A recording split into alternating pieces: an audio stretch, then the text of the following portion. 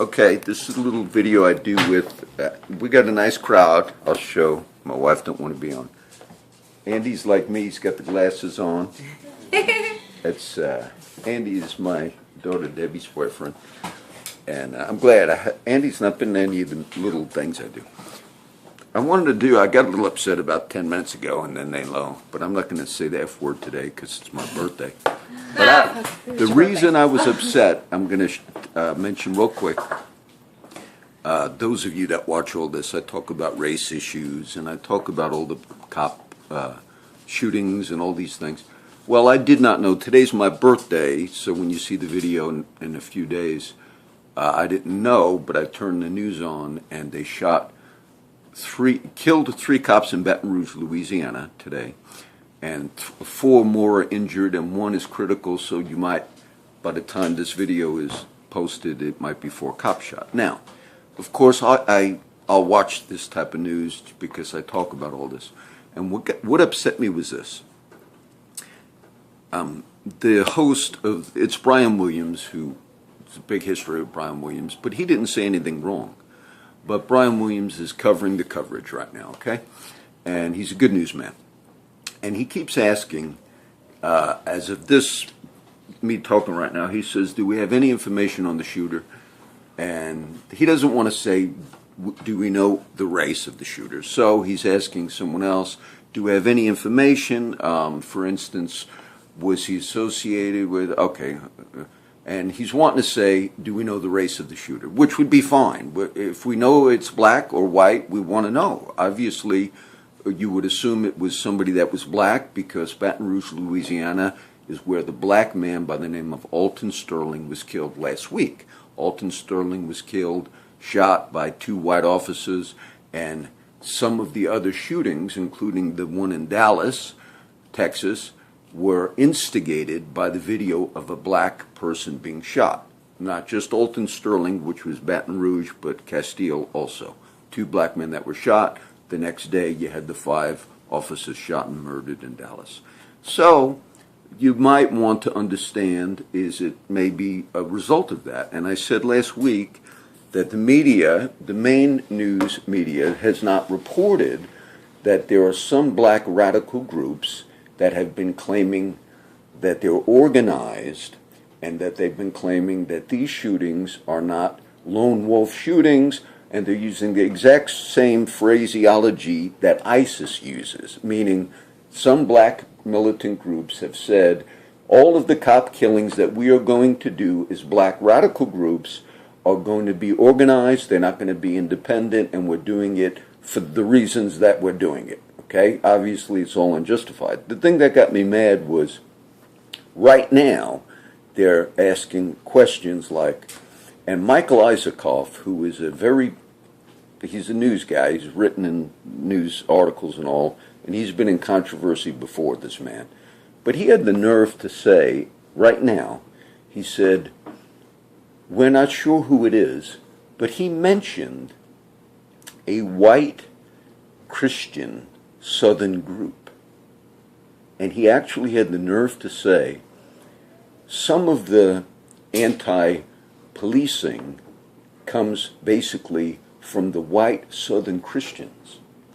And he floated the name of one of those groups. Now, I'm not going to mention the name. I don't agree with those groups. In Texas, you have what's called sovereignty groups.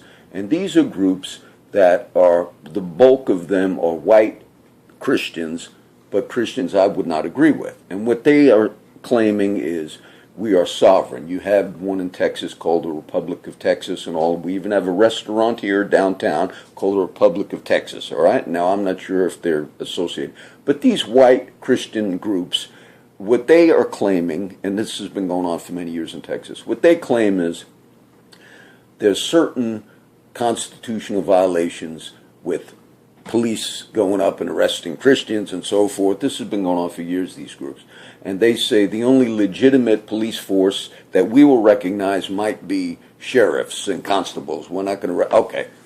And this guy had the nerve to say, and he even mentioned the name of one of his groups, and he had the nerve to say, it could be, this shooting of this cop, these 3 officers in Baton Rouge, he said it could be sort of like white Christians that are behind it. Now, why was I mad?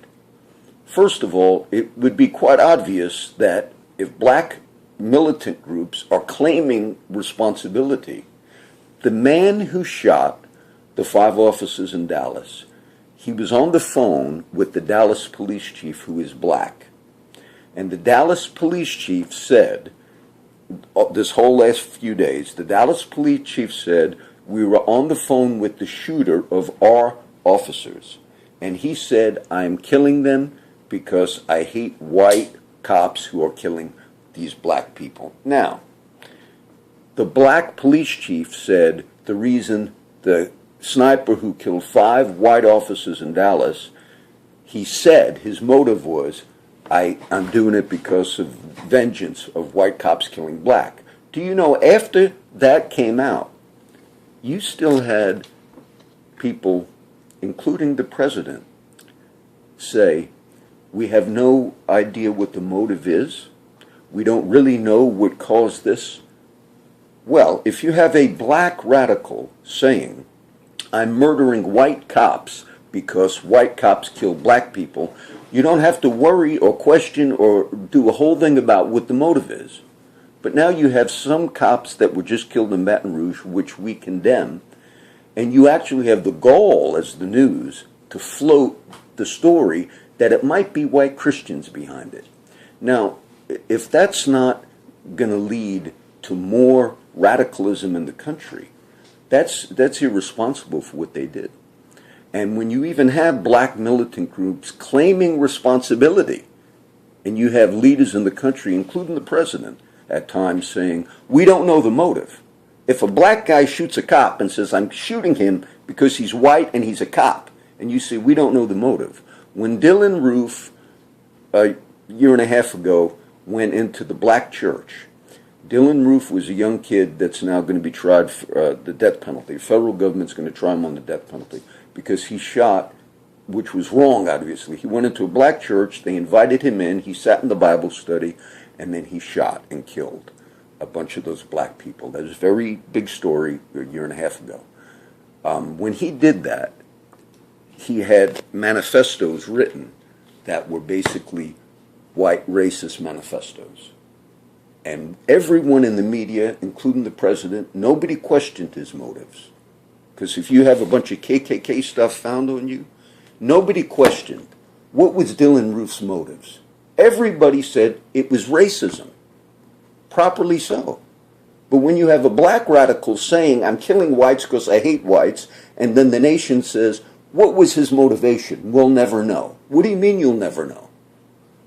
Isn't racism wrong? Isn't it wrong if it comes from a black man who kills a white cop? And we have to question, we don't know what his motives are? See, we're ignorant and we're hypocritical. And this Michael Isaacoff had the gall, I would have used the F word today, but I won't. He had the gall to come on national TV on the day of the shooting and then to actually float the name of, quote, some of these sovereign groups, which are usually made up of white Christians. That's irresponsible to do that. And the media plays into this. So, that was it. Now I want to, we're almost done, but I'm going to talk a few minutes. What we're supposed to do today is review the notes from the church. But the church is doing the movie thing again.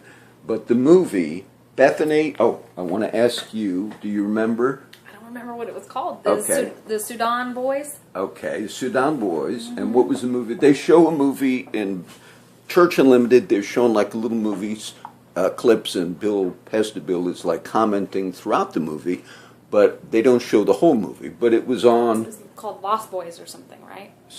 Lost Boys, yeah. Or Sudan Boys or... Boys. Okay, I'm going to do it real brief.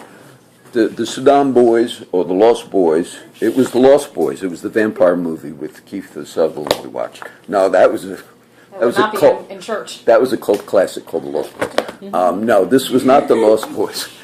This was the Sudan Boys. Okay. But real quick, I'll do it. In Sudan, Africa, continent, so Sudan would be a nation in Africa. And the movie covered the plight, and it didn't get in depth as much as I'll do right now. But in Sudan, like other African nations, were colonies of the British for years, and then they fought for independence. These countries in Africa said, we don't like being under the British, okay?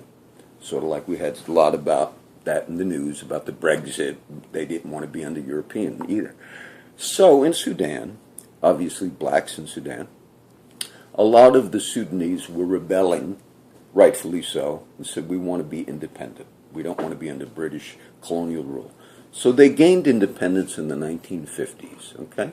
This is the same type of story if you watch the story of Mahatma Gandhi, but that was not Africa. So they fought for independence against British colonial rule, and they gained it. A lot of them gained it, actually, back at this time period. Sudan was one. Now, when they got independence, like Turkey, I won't do it all, but sometimes when a country, quote, gets a new leader, new independence, we're not under anybody else anymore, oftentimes you have corruption within the new guy because they're free. Sudan got its freedom, but they had their own government in Sudan apart from British colonial rule.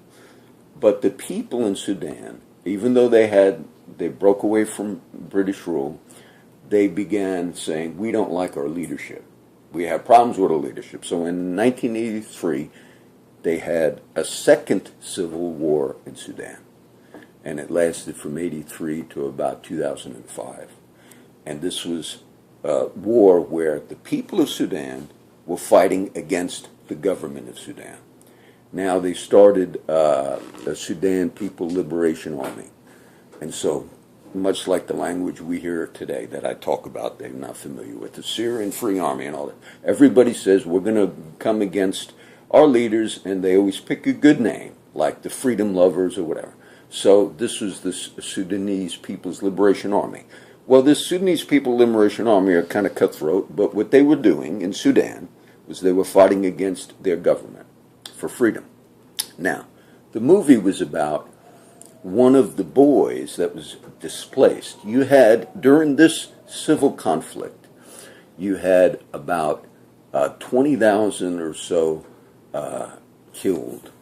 The kids that were like refugees, that the parents of the tribes, there were two tribes, Noor tribe and Dinka tribe, I think, ethnicity tribes, and the kids were fleeing during this conflict.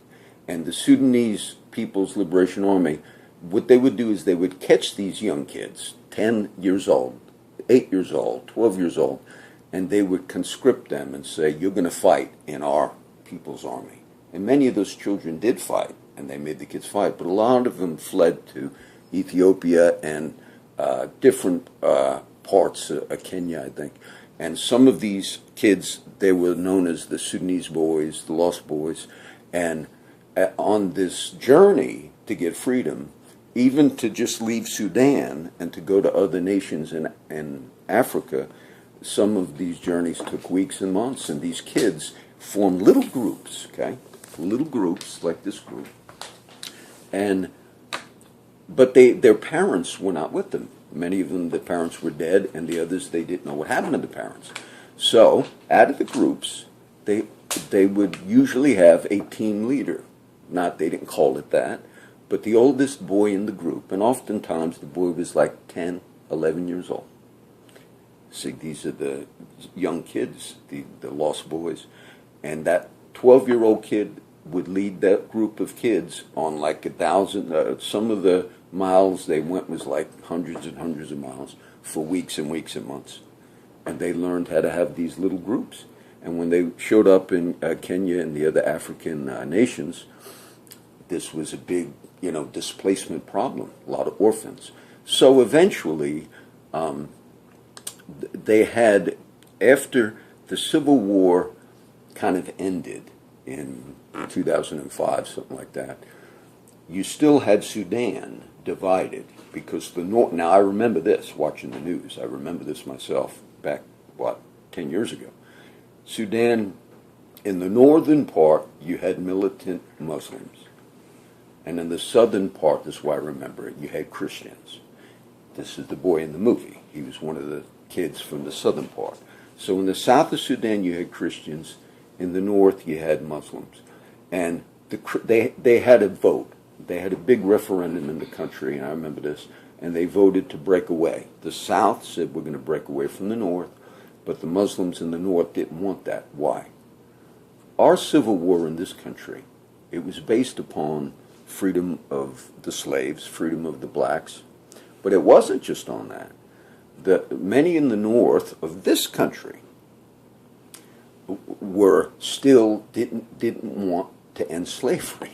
And people say, not the majority, but there were many in the North. Why? Because the northern part of this country where I grew up, that's really was industry and everything going on. But what did you have in the South of our country? Why did some of the people in the North not want to free slaves?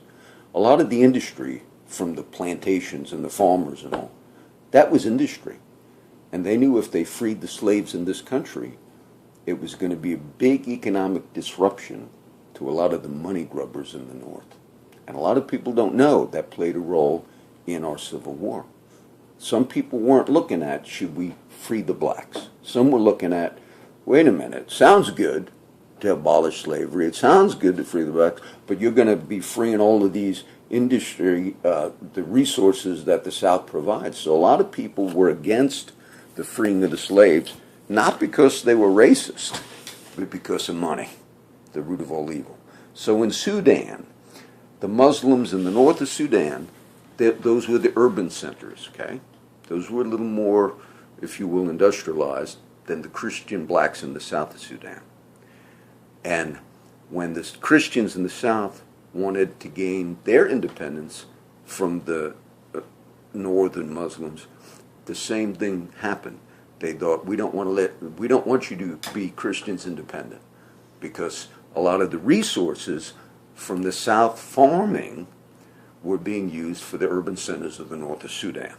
But the people in the South wanted to just farm their land, just to live off the land. But they were raking the natural resources. Now, these were the Muslims in the north. They were making deals and the money was going up. Eventually, the kids from the Christian groups, eventually we in the United States made a special immigration thing where initially we let 3,800 of them come to the U.S. because a lot of the kids, they didn't have any family, they didn't know where their parents were, what they were there to live in. So we this is immigration, but we did a just thing. And 3,800 were the initial group that came in. It might have been the movie we've seen. And eventually you have about 7,000 Sudanese, and they all are living in what state? Does anybody know? Omaha, Nebraska. You say, why there? They just began settling there. And immigrants, when they come to another country, they normally like to stay together. So you got about 7,000 Sudanese from this time period that came in. That was really the movie, not that much detail, but the Christians in the South, there are Christians, big population of Christians in Africa, and you have a lot of radical Islamic fighting. And I'll mention one more point. We in this country, today, we're upset. Look, 3 officers were shot and killed in Baton Rouge today. That's a terrible thing. And we are upset when we see murders and all, but and terrorism. But in Africa, you have kids being killed, kids being wiped out, kids being conscripted to fight. And a lot of that doesn't make news the same way as if we have, like the Paris bombings. You see, when you have white European people that die as a result of terror, okay? We just had Nice, France, 2 days ago, okay? A man drove a truck, and it was a big Paris bombing. And 2 people from Austin, Texas were there, and they were killed. 2 people were killed, 85 were killed. This was a terror attack in France that happened 3 days ago, as I'm speaking. Now, that made very big news, rightfully so. But when you have hundreds and hundreds and hundreds of black kids in Africa being slaughtered, wiped out, that doesn't make news. And a lot of the black people that live in this country, they also say, how come that's not making news? How come when you have 20 white people killed in France or Britain? That's a big thing. Everybody mourns for a week. All the U.S. news media, everyone's upset. But what about when you have hundreds slaughtered by Boko Haram which is a radical group in Africa that's killing kids and takes them out of schools and all that. It doesn't hardly make any news. And black people rightfully are saying, why isn't it making news? Why are you not upset that hundreds and hundreds of kids that are black are being killed by radical groups in Africa, but yet when some die in a white European ethnicity, you do a whole week of mourning on TV? See, is that inherent racism? And when I was helping Pops, the old man who passed away, and he was staying at the hospital, he had a black doctor that had an accent. I met him. And I said, I do a ministry, and I talked to him. He was an Olympic athlete, and he won a couple of medals. He had all the books out. He showed them to Pops. But he became a doctor, and he came to this country. And so as I talked to him a little bit, I said, I speak on issues about Africa. I forget what nation of Africa. And then that week, there was some black people, kids killed in Africa, another big thing. And I told him, I said, I realize our media doesn't cover the terrorism against your people in your country. And he agreed.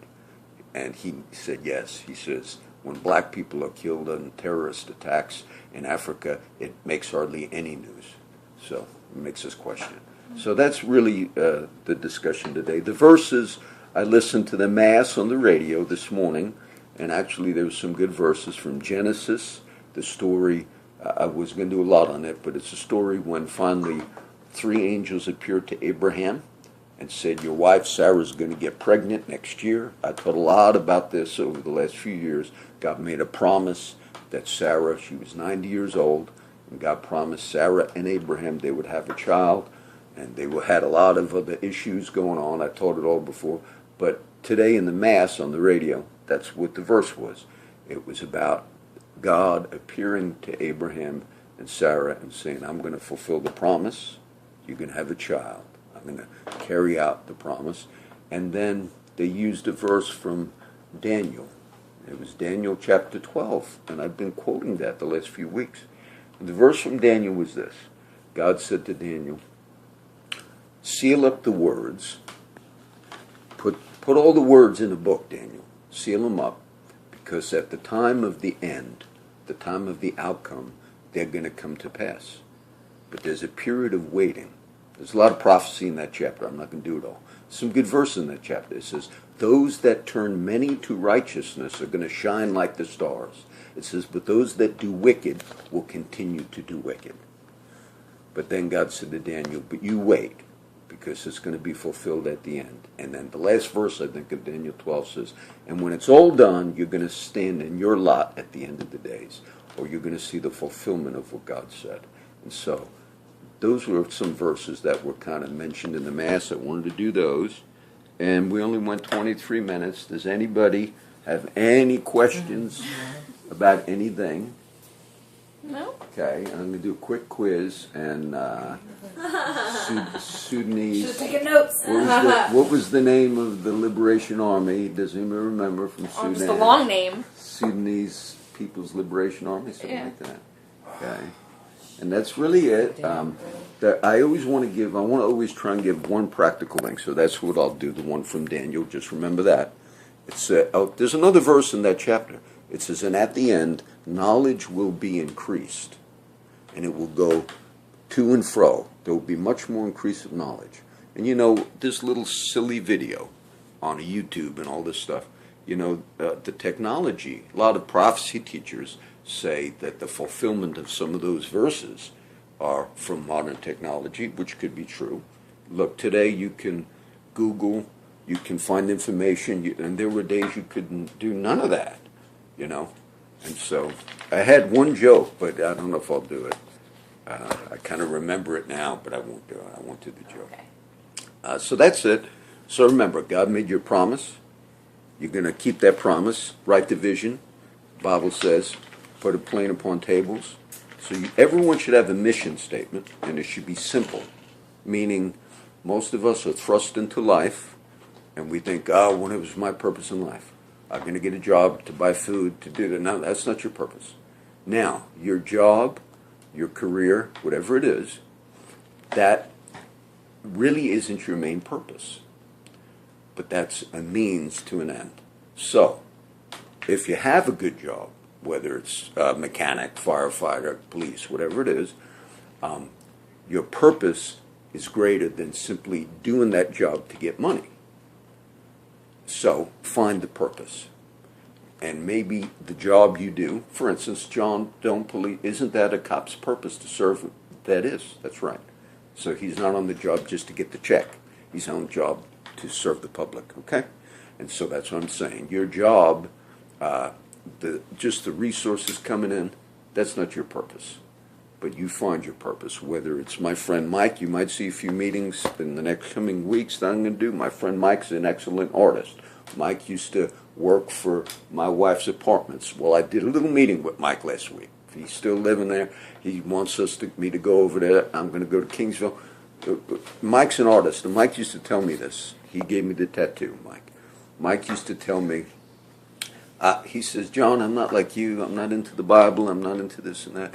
But I like doing my art. But I know I need to not do my art. And I would tell him over and over again. I said, Mike, your art, your gift, that's an expression that God will use. I said, many of the great Renaissance artists, of course, were all Christian men. And I said, I didn't tell him that, but I just said, Mike, your art is a gift that God can use. So if you're a mechanic, if you're whatever, you do it unto God, not unto men. You don't see yourself as just, I'm drudging through. No, it's a service. The Bible says, whatever good thing you do, if you do it as unto God, not unto men, you get a reward from God.